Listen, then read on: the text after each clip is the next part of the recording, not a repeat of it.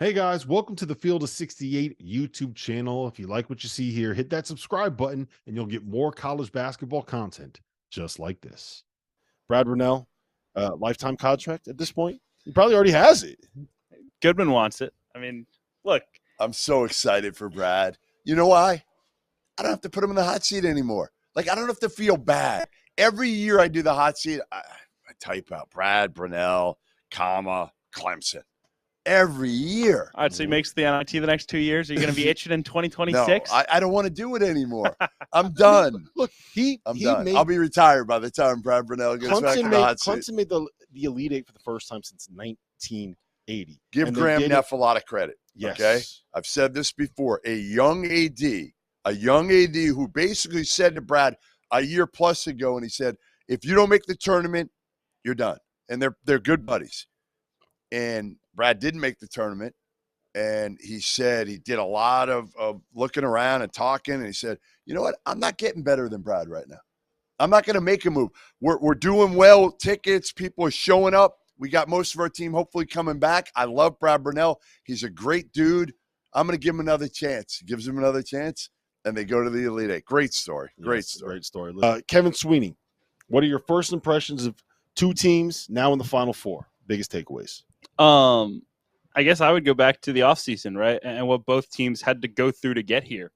Obviously, UConn to lose Andre Jackson and Adama Sanogo, Jordan Hawkins, such integral parts of their team, and keep the hunger and the drive and everything it takes to make runs like this in this tournament. It has been so ridiculously hard for teams to consistently win in March. I mean, again, the last three champions before UConn have not made it out of the first weekend since.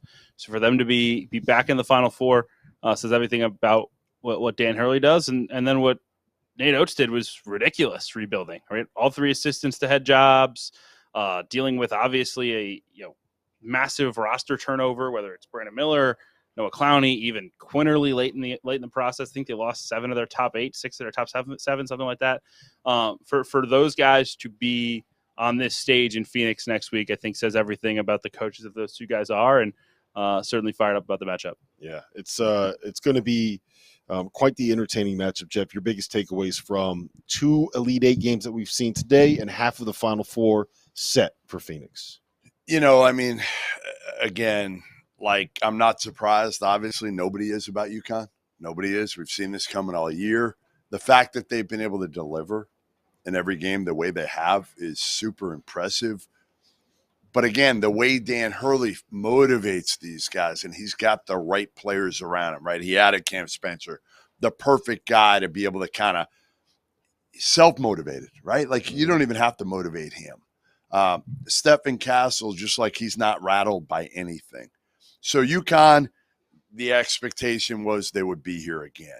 Alabama, listen, how long ago was it that you and I went down and saw Auburn and Alabama in that doubleheader? What was that, about a month ago? A little more, about 6 weeks. Okay, 6 weeks ago. I walked away from that saying there's no way in hell Alabama's getting the Final Four.